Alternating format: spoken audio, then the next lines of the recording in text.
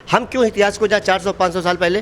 या किसी ने गलती की है? पहले राजशाही थी, बादशाह हुआ करते थे, आज लोकतंत्र, आज संविधान है, हम संविधान के हिसाब से चलेंगे। अगर दाढ़ी टोपी देख के अगर ऐसे मारा जाएगा, अगर ये 2-4 वारदात ऐसी हुई तो ये एक बहुत बड़ी दहशत फैल जाएगी। मुहर्रम के आसपास न केवल उत्तर प्रदेश बल्कि उत्तर प्रदेश से सटे अन्य प्रदेशों में भी कई ऐसी घटनाएं हुई जो अभी भी तनावग्रस्त हैं। चाहे नून हरियाणा की बात करें जिसकी आंच गुरुग्राम तक आ पहुंची है, वहां पर तनाव अभी भी जारी है। चाहे घटना बरेली की बात करें जहां कांवड़ यात्रा के दौरान उपद्रव हुआ, मौतें भी हुई। उसके अलावा जौनपुर में एंटी सोशल नारेबाजी हुई, तो वहीं बनारस के दोषीपुरा में भी जमकर सिया सुन्नी में झगड़ा हुआ, उपद्रव हुआ। इसके अलावा एक अन्य घटना भी हुई जिसके तहत हाथरस के एक आरपीएफ के जवान ने महाराष्ट्र के पालघर स्टेशन के पास गोलीबारी कर दी चलती ट्रेन में, जिसमें 4 लोग मारे गए, लेकिन उसमें 3 मुस्लिम समुदाय के भी लोग थे। जिसके बाद हमलावर आरपीएफ जवान की तरफ से कुछ नारेबाजी भी की गई। इस बारे में मुस्लिम समुदाय के कुछ लोग हमारे साथ मौजूद हैं जो बनारस में सुन्नी समुदाय को रिप्रेजेंट करते हैं, और दोषीपुरा में जो हुए बवाल में इनको कहीं ना कहीं आरोपी बनाया जा रहा है। और न केवल बनारस के इस दोषीपुरा की बात करेंगे बल्कि इस पूरे सिनेरियो की बात करेंगे जो मुहर्रम के दौरान आसपास की घटनाएं हुई हैं। हमारे साथ मुस्लिम समुदाय के लोग हैं, उसको रिप्रेजेंट करने वाले सुन्नी समुदाय के लोग हैं। इनसे जानते हैं। सबसे पहले जी अपना पहले नाम परिचय बताएं। अब्दुल मुबीन। पेशे से आप वकील भी हैं? नहीं, मैं वकील नहीं हूँ, मैंने और लॉ किया हुआ है। ठीक है, आप रिप्रेजेंट करते हैं सुन्नी समुदाय को। ठीक है, तो मैं स्कूल चलाता हूँ। किस तरह से इस पूरे सिनेरियो को देख रहे हैं बनारस के दोषीपुरा की घटना को भी जोड़ते हुए? क्या किसी इंटेंशनली ये सब चीज़ें हो रही हैं या कराई जा रही हैं, या इस तरह से जो एक मैसेज जा रहा है वो कैसे फिर वापस बनेगा, कैसे उसमें सुधार होगा, आपसी सद्भाव में सुधार आएगा? देखिए, ये यकीनन ये घटना बहुत दुर्घटना है, बहुत निंदनीय भी है, दुखद भी है। इस तरह के झगड़े फसाद नहीं होने चाहिए। अब देखिए, बेसिकली अगर इस्लाम की बुनियाद देखें, तालीमात देखें इस्लाम की, तो इसमें मुहर्रम कहीं नहीं है, और सुन्नी समुदाय मुहर्रम मनाता भी नहीं है। बहुत चंद लोग हैं जो मुहर्रम मनाते हैं या उनकी ताज़िया की अक़ीदत है। इस्लामिक पॉइंट ऑफ व्यू से देखें तो ताज़िया से मेरी कोई अक़ीदत नहीं है। ताज़िया ना उठाना है, ना उसको ले जाना है, ये पूरा काम इस्लामी तालीमात के ख़िलाफ़ है। और जहाँ तक मुझे मालूम है कि हिंदुस्तान में ताज़िया की जो शुरुआत हुई है वो एक तैमूर लंग कोई बादशाह था। जब हिंदुस्तान में वो आया तो वो ये ट्रेडिशन ला दिया, तभी से यह भारतीय मुसलमान इसमें शामिल हैं, वरना ये इस्लाम का रुकन नहीं है। मैं तो ये कहता हूँ कि अगर ये मुहर्रम का ये फंक्शन ही ये बंद हो जाए तो ये बहुत ही बेहतर होगा। सरकार ने जैसे 3 तलाक पे कदम उठाए वैसे इस पे भी कदम उठाए, और ये मुहर्रम के फंक्शन को, इसके जुलूस को पूरी तरह से पाबंदी लगा दे, पूरे देश के अंदर पार्लियामेंट के अंदर कानून बना दे। ये क्या आप जिस तरह किसी एक धर्म विशेष की यात्राएं निकलती हैं, तो आप क्या चाह रहे हैं कि उस पर भी किसी अंकुश लगे या उसको भी नियंत्रण में रखा जाए? बात सिर्फ एक समुदाय की या उसके द्वारा करने वाले प्रोसेशन की नहीं है। नहीं, चूँकि आपने मुहर्रम का जिक्र किया तो मैंने अपनी जो ज़ाती राय थी, मेरी जो ख्वाहिशात है, और मैं देखिए किसी तरह के प्रोसेशन के मैं सपोर्ट नहीं करता। मैं इस तरह की चीज़ों को कतई मैं किसी प्रोसेशन में जाता हूँ, और मुझे ये सब बहुत ही तकलीदें लगती है कि रोड स्ट्रीट पे या पब्लिक रोड पे कोई इस तरह का कोई धार्मिक किसी भी समुदाय का काम हो। मुझे बिल्कुल भी ये चीज़ें पसंद नहीं है। हम तो इसमें कभी जाते भी नहीं किसी जलसा जुलूस में, और धार्मिक काम को जितना लिमिट और जितना कंट्रोल में किया जाए उतना बेहतर है। एक आदमी की आज़ादी दूसरे दूसरे की आज़ादी को खलल ना करे। मेरा ये कहना है। एक अच्छा मैसेज देने की कोशिश की है कि आपकी आज़ादी वहीं तक है जहां दूसरे की सीमा न लांघी जाए, वहां तक है। लेकिन जो इस तरह के जितने घटनाक्रम हमने अभी गिनाए शुरू में, तो क्या लग रहा है उससे जिस तरह की छवि जा रही है, मौतें हो रही हैं, और अभी कंट्रोल में भी चीज़ें बहुत जगहों पे नहीं आ पाई हैं, क्या लग रहा है इससे किस तरह का संदेश जा रहा है? इस पे नियंत्रण होना चाहिए, लगाम लगना चाहिए? अपना नाम पहले बताएं। हमारा नाम हाजी गुलाब। बिल्कुल नियंत्रण लगना चाहिए, ऐसी घटनाएं नहीं होनी चाहिए। जो देश का सांप्रदायिक सौहार्द बिगड़ रहा है किसी भी वजह से, उस पर बिल्कुल कंट्रोल होना चाहिए। चीज़ें अच्छी नहीं हैं, चाहे किसी पक्ष से हो। तो आप भी ये मांग कर रहे हैं कि जो मुहर्रम के जुलूस हैं, ताजिया है, इस पे रोक लग जानी चाहिए? भाई ये हमारा निजी राय हो सकती है, बाकी जो कंसर्न बने प्रशासन का, सरकार का, तो इससे सही है कि दूसरे की आज़ादी का हनन ना हो।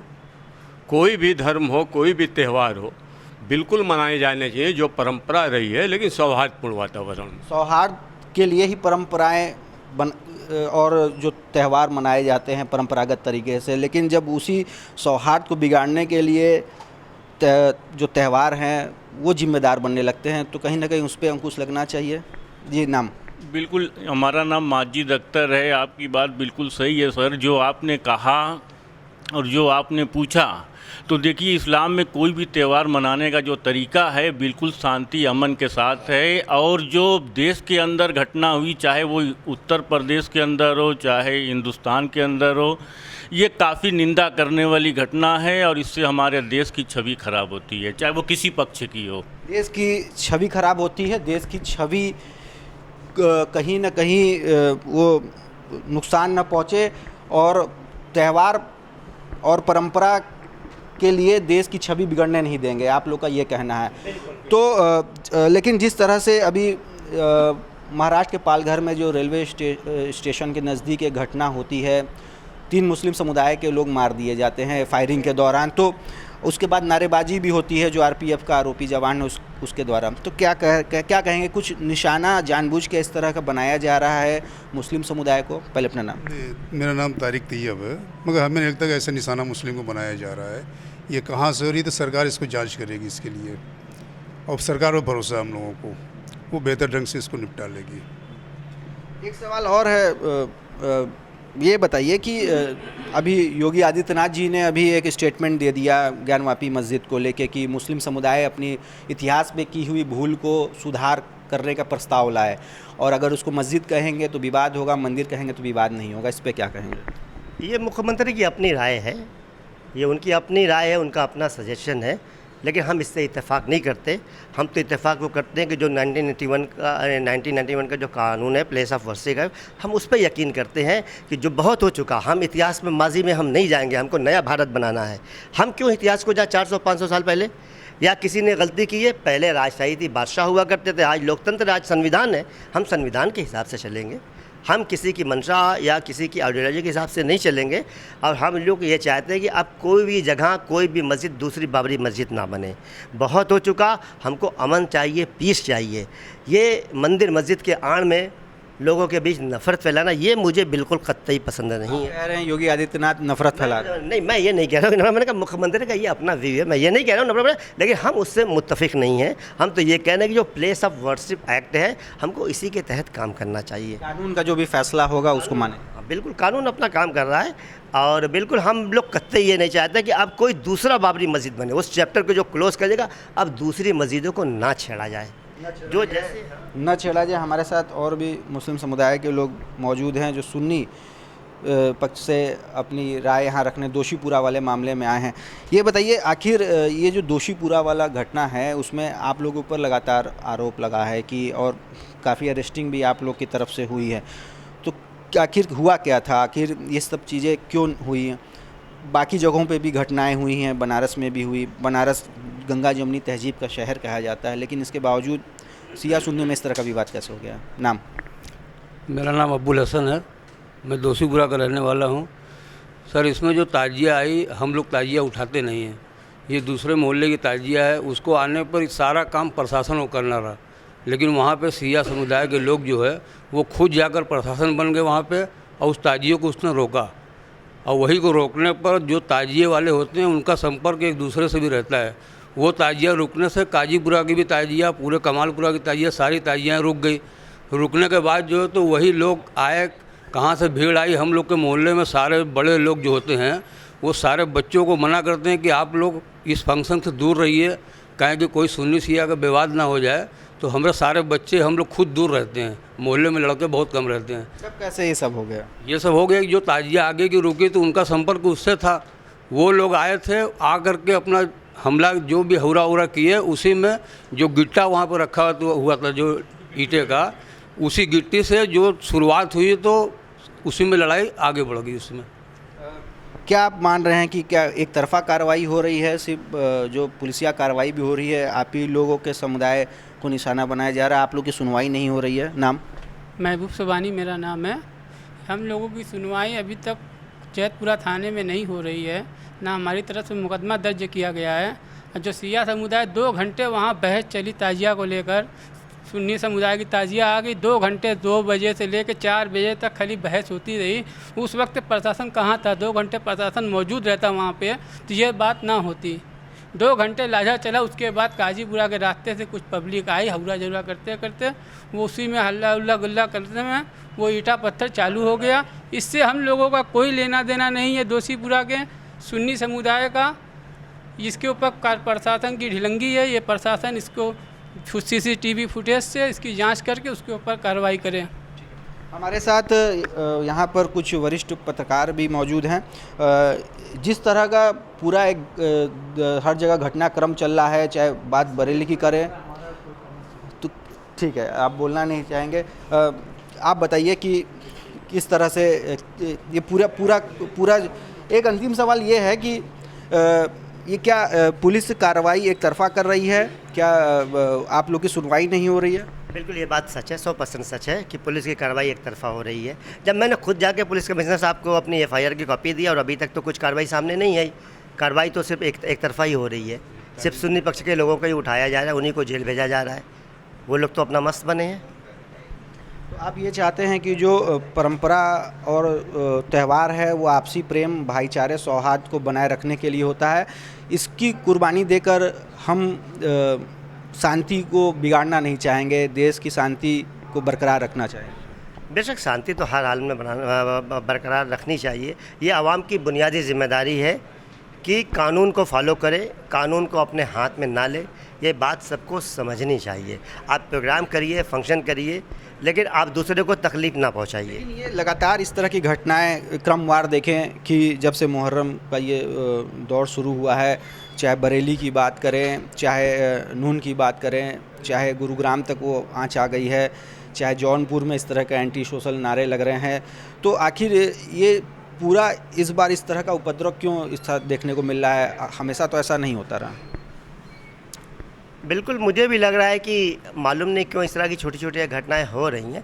अब ये प्रशासन का काम है, प्रशासन को सख्त रहना चाहिए और इसकी जांच करे। हो सकता है कुछ ऐसे एंटी सोशल एलिमेंट्स हो, फ्रिंज एलिमेंट हो, जो इस तरह की वारदात देते हो। कुछ सियासी गेम भी इसमें हो सकता है, इससे भी इनकार नहीं किया जा सकता। लेकिन आपने जो जिक्र किया ट्रेन का, उससे मैं बहुत आहत हूँ और दुखी भी हूँ। दुखी इसलिए हूँ, आपने बिल्कुल कहा कि उसने जो घटना के बाद जो नारे भी लगाए, वो बात देखी मैंने वो मेरे पास भी उसका वीडियो है। मैंने देखी कि ये बहुत दुखद है। काफ़ी सारे मुसलमान जो दाढ़ी रखे रहते हैं, टोपी लगाए रखते हैं, ट्रेनों में सफ़र करते हैं, बसों से सफ़र करते हैं, अगर दाढ़ी टोपी देख के अगर ऐसे मारा जाएगा, अगर 2-4 वारदात ऐसी हुई तो ये एक बहुत बड़ी दहशत फैल जाएगी। क्योंकि अगर इस तरीके से, और देखिए जब आप लोगों को रेडिकलाइज़ करेंगे तो इस तरह की घटनाएं होंगी। आप देखिए कहीं अमेरिका वगैरह में होती है, कभी वाइट से ब्लैक को मार देते हैं। तो हमको, अगर हम समाज में नफ़रत फैलाएंगे तो कुछ ना कुछ इस तरह के लोग होते हैं जो रेडिकलाइज़ हो जाते हैं, उनको कुछ नहीं दिखता। वो सोचेंगे साहब हम मोदी के खिलाफ एक लफ्ज़ नहीं सुन सकते, हम योगी के खिलाफ एक शब्द नहीं सुन सकते। जैसे उसमें कहा ना, उसमें जैसे मैंने पढ़ा उसमें कि उसने अपने सीनियर को पहले गोली मारी और उसकी बहस की जो शुरुआत हुई वो पॉलिटिकल बहस थी, सब महंगाई का मुद्दा था।